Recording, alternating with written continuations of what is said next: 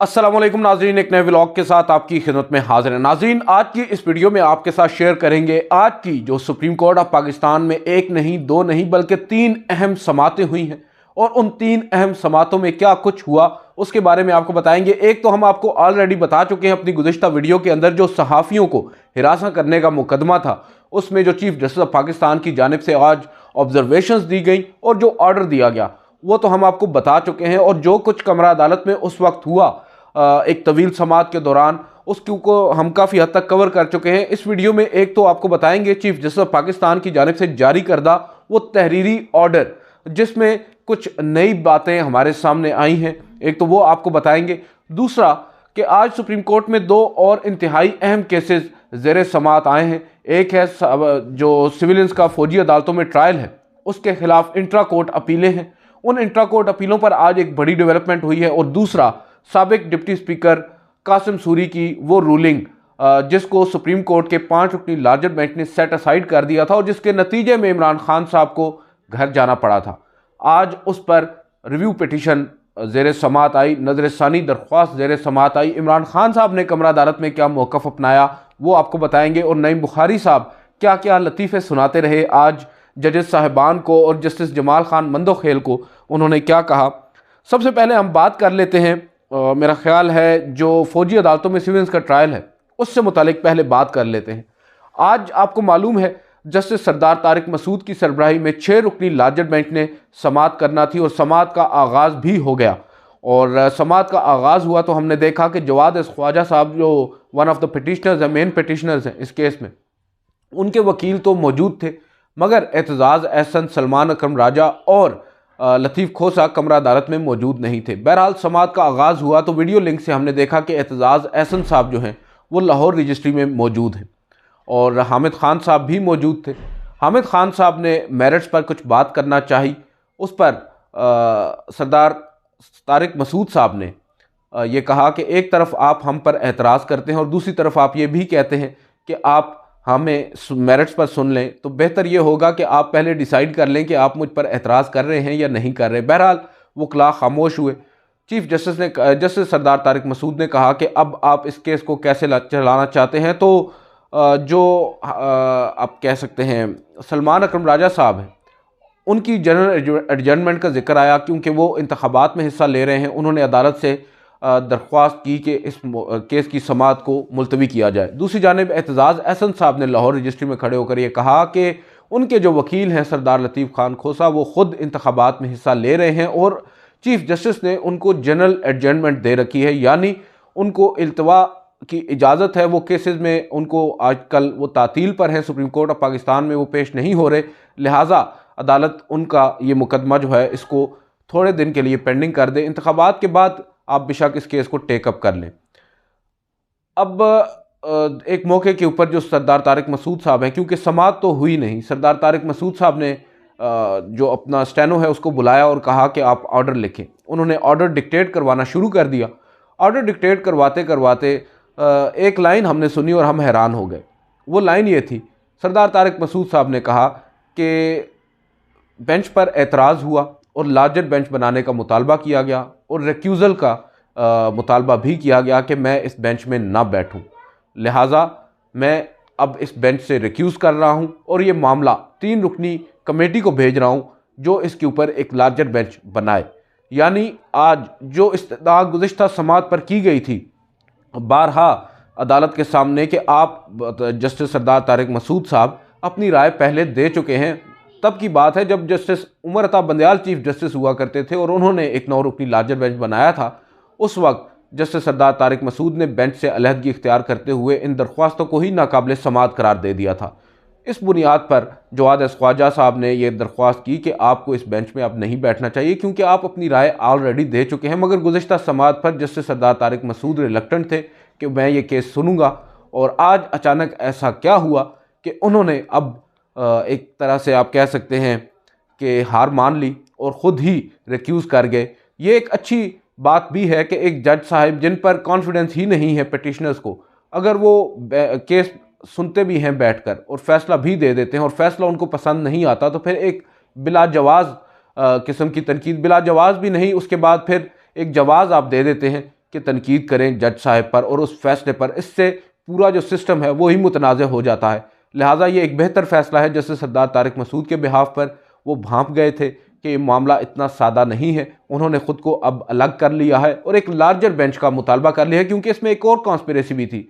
आपको याद होगा जस्टिस इजाजुल एहसन साहब ने एक ख़त लिखा था जो मंजर आम पर भी आया था 11 दिसंबर को, जिस ख़त में उन्होंने ये कहा था, निशानदेही की थी कि काजी फ़ायज़ ईसा साहब चीफ जस्टिस ऑफ पाकिस्तान से जब मेरी बात हुई और हमारी एक अंडरस्टैंडिंग डेवलप हुई कि इस केस पर मिलिट्री कोर्ट्स के खिलाफ जो इंट्रा कोर्ट अपीलें हैं उन पर कम अज़ कम 7 रुकनी लार्जर बेंच सीनियर तरीन जजेस पर मुश्तमिल कायम किया जाएगा। बावजूद उसके ना तो सीनियर जजेस पर मुश्तमिल 7 रुकनी बेंच तश्कील दिया गया और 6 रुकनी बेंच बना दिया गया। बहरहाल अब इवेंचुअली ये मामला भी हल हो चुका है टू सम एक्सटेंट। बहरहाल एक चीज़ है, जस्टिस सरदार तारिक मसूद जाते जाते अपने फैसले में ये भी लिखा गए कि जो फैसला मुअत्तल किया गया है जस्टिस इजाजुल एहसन वाले बेंच का, यानी सिविलियंस का जो फौजी अदालतों में ट्रायल कलअदम करार देने का फैसला था, उसको मुअत्तल ही रखा जाएगा। वो फैसला बरकरार रहेगा, वो स्टे बरकरार रहेगा, उसको वेकेट नहीं किया गया।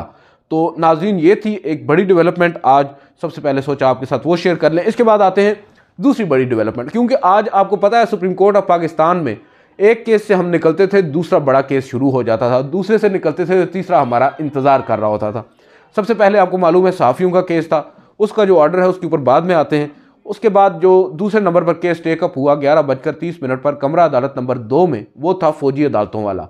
और इसके बाद तीसरे नंबर पर कमरा अदालत नंबर 3 में, अब यह भी कोइंसिडेंस है कि 3 मुकदमे और तीनों सीक्वेंस वाइज कमरा अदालत नंबर 1, 2, 3, क्योंकि तीसरा जो मुकदमा है वो जस्टिस मंसूर अली शाह की सरबराही में 5 रुकनी लार्जर बेंच सुन रहा था, और वो मुकदमा था साबिक डिप्टी स्पीकर कासिम सूरी साहब की वो रूलिंग जिसको supreme court already set aside कर चुकी है और जिसके नतीजे में इमरान खान साहब के खिलाफ जो वोट ऑफ नो कॉन्फिडेंस है वो मंजूर हो गई और उन्हें घर जाना पड़ा। अब उनके खिलाफ वो जो नज़रसानी दरख्वास्तें थी वो तवील अरसा से फ़ाइल थी, मगर वो समाअत के लिए मुकर्रर नहीं हो रही थी। अब अचानक से आज उनको समाअत के लिए मुकर्रर किया गया, और आज जब इसके ऊपर समाअत हुई तो समाअत के आगाज़ पर ही एक तो आपको इस बेंच में बता दें कि इस बेंच में जस्टिस मंसूर अली शाह भी हैं, जस्टिस मुनीब अख्तर भी हैं, जस्टिस जमाल खान मंदोखेल भी हैं, जस्टिस अमीनुद्दीन खान भी हैं और जस्टिस अतर मिनल्ला भी हैं। सबसे पहले इम्तियाज़ सिद्दीकी साहब लाहौर रजिस्ट्री में मौजूद थे और उनके साथ एक और मुआविन वकील भी थे जो गालिबन असिस्ट कर रहे थे बैरिस्टर अली ज़फ़र साहब को। अब इस केस के अंदर कौन कौन 3 दरख्वास्त गुजार हैं? एक हैं साबिक वज़ीर आज़म इमरान खान जिनको रिप्रेजेंट कर रहे थे इम्तियाज़ सिद्दीकी, दूसरे हैं सदर आरिफ अलवी जिनको रिप्रेजेंट कर रहे थे बैरिस्टर अली ज़फ़र, और तीसरे नहीं बल्कि 2 और थे, साबिक डिप्टी स्पीकर कासिम सूरी और साबिक स्पीकर मैं उनका नाम भूल रहा हूँ, असद कैसर साहब। इनको रिप्रेजेंट कर रहे थे नईम बुखारी, और नईम बुखारी साहब थे मौजूद यहाँ पर कमरा अदालत नंबर 3 में जजेस के सामने। जब समाअत का आगाज़ हुआ तो इम्तियाज़ सिद्दीकी साहब ने अदालत को बताया, क्योंकि अब ये मामला गैर मौसर हो चुका है, इन्फ्रुक्चस हो चुका है, लिहाजा मुझे ये डायरेक्शन है कि मैं अपनी रिव्यू पिटीशन विड्रॉ कर लूँ, क्योंकि अब ये मामला गैर मौसर। इस बुनियाद पर उन्होंने कहा कि अब वो असेंबली भी ख़त्म हो चुकी है, जिस असेंबली में ये रूलिंग आई थी, और बाद में अब उसके ऊपर कुछ हो भी नहीं सकता, अब नए इंतखाबात हो रहे हैं। उन्होंने विड्रॉ की, और उसके साथ उनके साथ खड़े दूसरे जो मुआविन वकील थे उन्होंने कहा कि मैं बैरिस्टर अली ज़फ़र साहब की जानिब से आया हूँ और हम भी विड्रॉ कर रहे हैं, यानी सदर आरिफ अलवी और इमरान खान दोनों ने अपनी रिव्यू पिटीशंस को विड्रॉ कर लिया। नईम बुखारी साहब की तरफ तवज्जो की जब अदालत ने बहरहाल उसी के ऊपर ये ऑर्डर उस वक्त ही करवा दिया कि जो दरख्वास्तें हैं इमरान खान साहब की और आरिफ अलवी साहब की नज़रसानी दरख्वास्तें, वो वापस लेने की बुनियाद पर या गैर मौसर होने की बुनियाद पर निपटाई जाती हैं। अदालत ने पूछा नईम बुखारी साहब से कि आप क्या केस चलाना चाहते हैं? ये जस्टिस मंसूर अली शाह ने कहा। तो बुखारी साहब ने कहा कि बिल्कुल मैं ये केस चलाना चाहता हूँ। तो जस्टिस जमाल खान मंदोखेल ने मुस्कुराते हुए कहा कि बुखारी साहब आप अकेले रह गए हैं। जिस पर बुखारी साहब ने कहा, नईम बुखारी साहब ने जवाब दिया, तो क्या मैं भी चला जाऊँ जज साहब? उस पर कमरा अदालत में एक कहका उठा। फिर जो नईम बुखारी साहब हैं उन्होंने ख़ुद से ये बात कही कि लोग अक्सर जो मेरी हिस्से मिज़ाह है, जो मेरा सेंस ऑफ ह्यूमर है, उसको समझ नहीं पाते तो और माइंड कर जाते हैं। जिस पर जस्टिस जमाल खान मंदोखेल ने कहा कि बिल्कुल मैं माइंड नहीं करूँगा, आप बात करें, खुलकर बात करें। और उसके बाद उन्होंने कहा कि लोग तो अब मुझे अक्सर औकात जो फ्यूनरल्स हैं उस पर भी नहीं बुलाते, कहते हैं कि कहीं मुर्दा ज़िंदा होकर ये ना कह दे कि बुखारी साहब एक दफ़ा वो आखिरी वाला लतीफ़ा सुना दें। बहरहाल ऑन अ लाइटर नोट ये सब कुछ होता रहा। उसके बाद जस्टिस मंसूर अली शाह ने सवाल किया कि अब आप अदालत से क्या चाहते हैं, हम आपको क्या रिलीफ दे सकते हैं। तो नईम बुखारी साहब ने बड़ी सादगी से कहा कि मैं तो बस यही चाहता हूं कि अदालत वो 5 रुकनी लार्जर बेंच का फैसला सेट असाइड कर दे, यानी कलअदम करार दे दे वो फैसला जिसने जस्टिस उमर अता बंदयाल की सरबराही में 5 रुकनी बेंच का वो फैसला जिसके नतीजे में इमरान खान साहब को घर जाना पड़ा। अब थोड़ा सा आगे बढ़ते हैं। नईम बुखारी साहब ने कहा कि अदालत मजलिस शूरा पार्लिमान के मामलात में मुदाखलत नहीं कर सकती। और फिर नईम बुखारी साहब ने जस्टिस मुनीब अख्तर साहब के हवाले से कहा कि जस्टिस मुनीब अख्तर के जो सवालात हैं वो खुशाइन हैं लेकिन खौफनाक होते हैं। जिस पर जस्टिस मुनीब अख्तर ने कहा कि मुझे सवाल तो पूछ लेने दें, आप पहले ही डरा रहे हैं। उन्होंने सवाल पूछा कि स्पीकर और डिप्टी स्पीकर के इख्तियारात आम नहीं होते, वो महज अफसरान नहीं होते। मंसूर अली शाह साहब ने कहा कि वो कानून दिखा दें जिसके तहत स्पीकर या डिप्टी स्पीकर को इख्तियारात दिए गए हैं। बहरहाल जो अदालत है उसने कहा कि डिप्टी स्पीकर रूलिंग फैसले के खिलाफ नजरसानी की कोई बुनियाद नहीं है। और उन्होंने यहाँ पर जो वकील हैं उनसे मुकालमा करते हुए कहा है कि आप आर्टिकल 69 यानी 69(2) से आगे नहीं बढ़ पा रहे। जमाल खान मंदोखेल ने कहा कि रूलिंग ये होना चाहिए थी कि तहरीक अदम एतमाद पर कार्रवाई 7 दिन के अंदर मुकम्मल हो। उन्होंने कहा कि यह गलतफहमी पैदा की गई कि अदालत पार्लिमान के अमूर में मुदाखलत नहीं कर सकती। जहाँ आइनी खिलाफ वर्जी होगी वहाँ सुप्रीम कोर्ट पार्लिमान का मामला देख सकती है। नईम बुखारी ने कहा कि आर्टिकल 69 की ज़ेली शिक 2 के तहत स्पीकर ज़ाती इक़दाम का जवाब दे नहीं। जस्टिस मुनीब अख्तर ने कहा कि हम नजरसानी सुन रहे हैं, यह नुक्ता किसी आज़ादाना केस में उठाएं। तसल्ली रखें कि डिप्टी स्पीकर रूलिंग फैसला स्पीकर या डिप्टी स्पीकर की ज़ात के खिलाफ नहीं। बहरहाल अदालत ने असद कैसर और कासिम सूरी साहब की जो नजरसानी दरख्वास्त है उसको खारिज कर दिया। ये एक बड़ी डेवलपमेंट थी और नईम बुखारी साहब ने जाते जाते आज अदालत से कुछ रिलीफ लेने की कोशिश बारहा की मगर उन्हें वो रिलीफ ना मिला। अब आते हैं आज का जो हॉट टॉपिक है, वो है सहाफ़ियों को FIA की जानिब से नोटिस जारी करना और हरासा करने का मामला। उस पर चीफ जस्टिस काजी फाइज साहब ने एज़ यू नो कि वही कि मुकदमा समाअत के लिए मुकर्रर कर दिया 2021 का, जब अब्दुल क़य्यूम सिद्दीकी साहब कमरा अदालत में पहुँचे उनके और कहा कि ये मामला है, इस पर नोटिस लिया जाए। काजी फाइज साहब ने यह देखे बगैर कि ये मामला सुप्रीम कोर्ट में दायर हुआ है या नहीं, उन्होंने उस पर ख़ुद ही नोटिस ले लिया, सो मोटो ले लिया, जो उनका इख्तियार भी नहीं था। उस वक्त के कानून के मुताबिक जो इख्तियार है वो चीफ जस्टिस का था, सो मोटो का। बहरहाल उसके ऊपर एक नया मुद्दा खड़ा हो गया और आज चीफ जस्टिस काजी फाइज साहब ने बड़े दिलचस्प रिमार्क्स दिए। उन्होंने कहा कि देखें ये कुदरत का निज़ाम है, कल जो नोटिस हमने लिया था आज उसी नोटिस को फिर हम ही सुन रहे हैं। और बहुत से लोग तो ये भी मानते हैं बशमूल मेरे कि आज चीफ जस्टिस ऑफ पाकिस्तान को ये मुकदमा सुनना ही नहीं चाहिए था। मैं तो यहाँ तक कहूँगा कि चीफ जस्टिस नहीं बल्कि जस्टिस मोहम्मद अली मज़हर और जस्टिस मुसरत अल-आली को भी ये मुकदमा नहीं सुनना चाहिए। इसका एक मेरे नज़र में वैलिड रीज़न है, वो ये रीज़न है कि एक बेंच जिसने एक फ़ैसला दिया, मैं फ़ैसले की बात कर रहा हूँ बल्ले का निशान छीनने वाले फ़ैसले की, उस फैसले को बुनियाद बनाकर या उस फैसले के ऊपर तनकीद की गई और उस तनकीद को काफ़ी हद तक आगे भी ले जाया गया।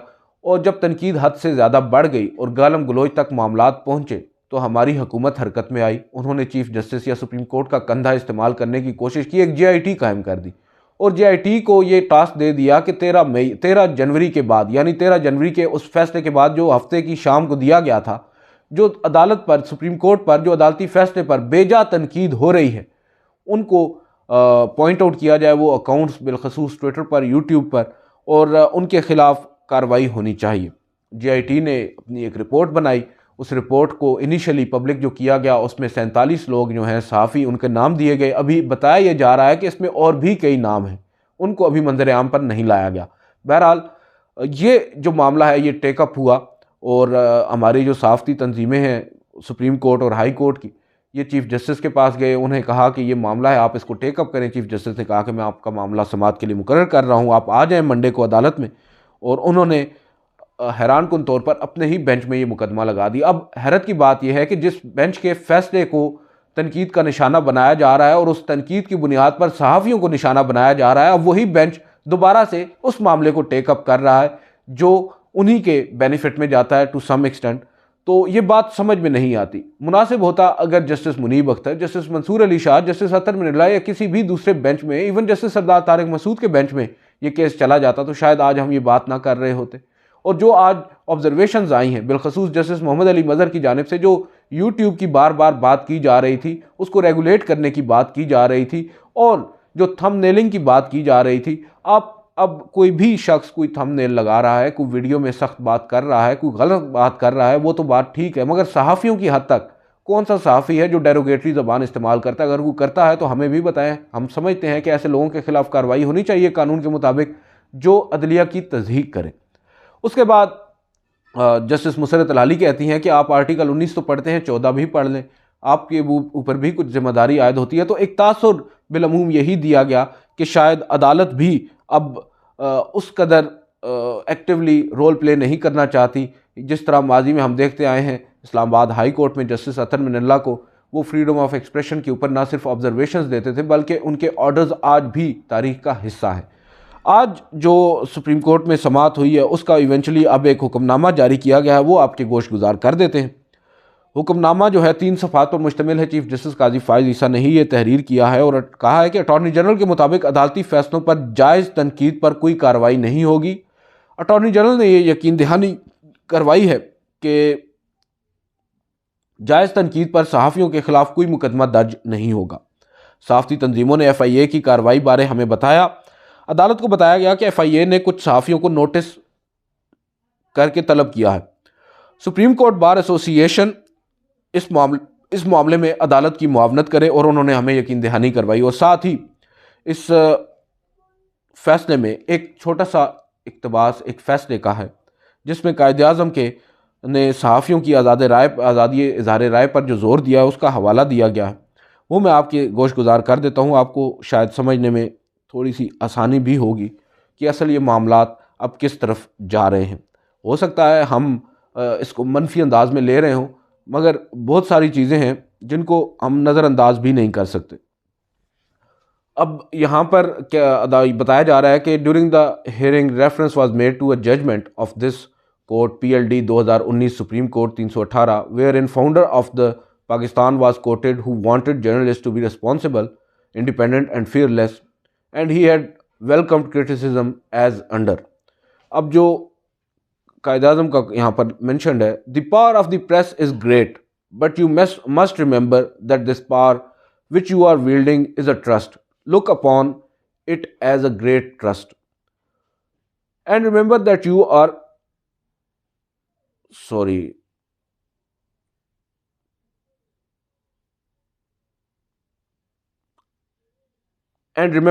are guiding honestly and sincerely and progress and welfare of your nation. At the same time, I expect you to be completely fearless if I go wrong or if the league goes wrong in any direction of its policy or programmed. I want you to criticize it honestly.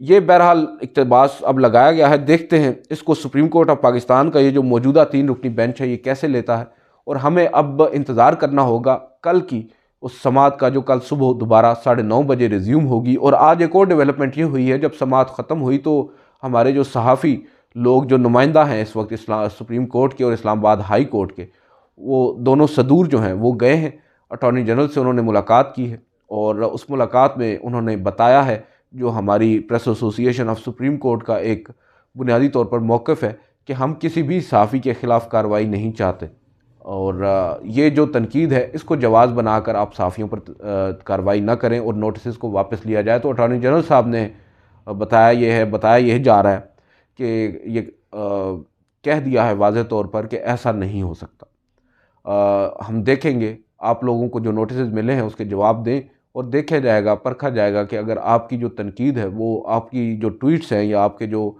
तबसरे हैं वो तनकीद के ज़ुमरे में आते हैं या तज़हीक के ज़ुमरे में आते हैं, उसके बाद फिर कार्रवाई होगी अगर तज़हीक के ज़ुमरे में आए तो। बहरहाल बज़ाहिर नज़र यही आ रहा है कि मामलात जो हैं वो इतने सादा नहीं हैं। देखते हैं कल चीफ जस्टिस ऑफ पाकिस्तान क्या ऑर्डर करते हैं। क्या JIT को ऐसे ही फंक्शन करने दिया जाएगा या JIT को काम से रोका जाएगा? असल बात तो यहाँ से पता चलेगी। आज की इस वीडियो से इतना ही, इजाज़त दीजिए। अल्लाह हाफ़िज़।